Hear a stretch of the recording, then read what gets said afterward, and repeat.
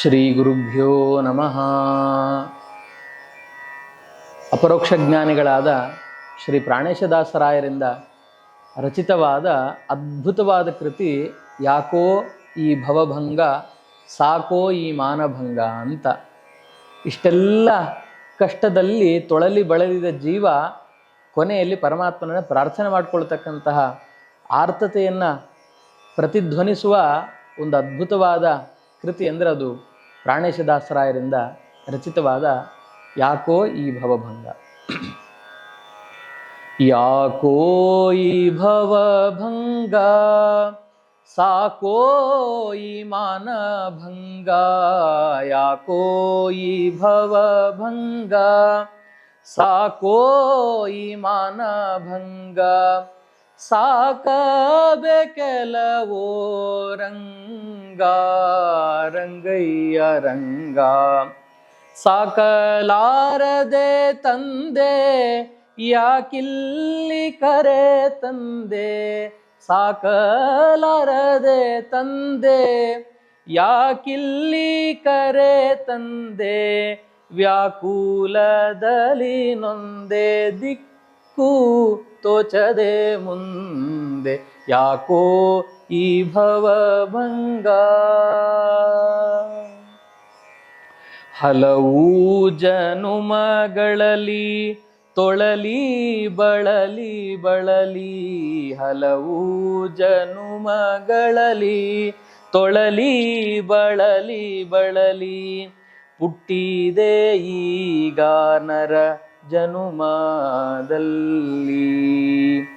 ಎಲ್ಲಿ ಹೋದರೂ ಸುಖವಿಲ್ಲ ಈ ಲೋಕದಲ್ಲಿ, ಎಲ್ಲಿ ಹೋದರೂ ಸುಖವಿಲ್ಲ ಈ ಲೋಕದಲ್ಲಿ, ಕಾಲವ ಕಳೆಯುತ್ತಲಿರುವೆನೋ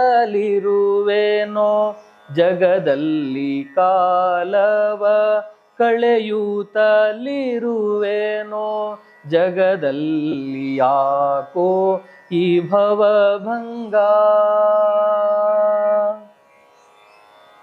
ಆಡಬಾರದ ಆಟ ನೋಡಬಾರದ ನೋಟ, ಆಡಬಾರದ ಆಟ ನೋಡಬಾರದ ನೋಟ, ಕೂಡಬಾರದ ಕೂಟದೊಳಗೆನ್ನ ನಲಿದಾಟ, ಒಡಲಿಗೋ ಸುಗ ಪರರ ಮನೆಯೊಳಗೆ ತಿರುಗಾಟ, ಒಡಲಿಗೋ ಸುಗ ಪರರ ಮನೆಯೊಳಗೆ ತಿರುಗಾಟ, ಬ್ಯಾಡವೆಂದರೂ ಬಿಡದು ಬ್ಯಾಡವೆಂದರೂ ಬಿಡದು, ಇದು ಎಲ್ಲ ನಿನ್ನಾಟ, ಯಾಕೋ ಈ ಭವಭಂಗ.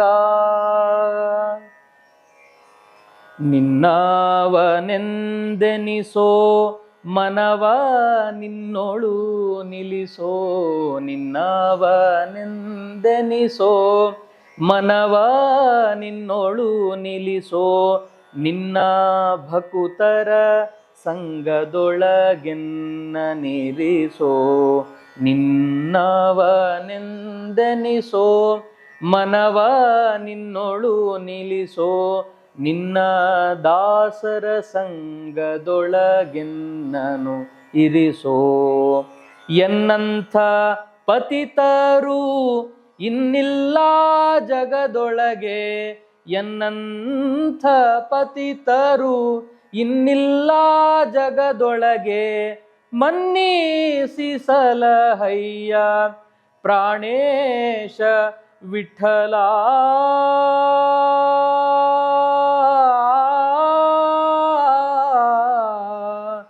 ಪ್ರಾಣೇಶ ವಿಠಲ,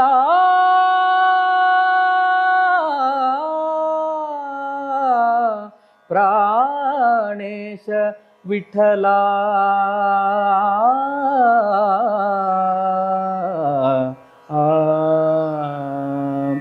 ಎನ್ನಂಥ ಪತಿತರು ಇನ್ನಿಲ್ಲ ಜಗದೊಳಗೆ, ಮನ್ನಿಸಿ ಸಲಹಯ್ಯ ಪ್ರಾಣೇಶ ವಿಠಲ ಯಾಕೋ ಈ ಭವಭಂಗ ಸಾಕೋ ಈ ಮಾನಭಂಗ ಸಾಕಬೇಕೆಲವೋ ರಂಗ ರಂಗಯ್ಯ ರಂಗ ಸಾಕಲಾರದೆ ತಂದೆ ಯಾಕಿಲ್ಲಿ ಕರೆ ತಂದೆ ದಿಕ್ಕು ತೋಚದೆ ಮುಂದೆ ವ್ಯಾಕುಲದಲ್ಲಿ ನೊಂದೆ ದಿಕ್ಕು ತೋಚದೆ ಮುಂದೆ ಯಾಕೋ ಈ ಭವಭಂಗ.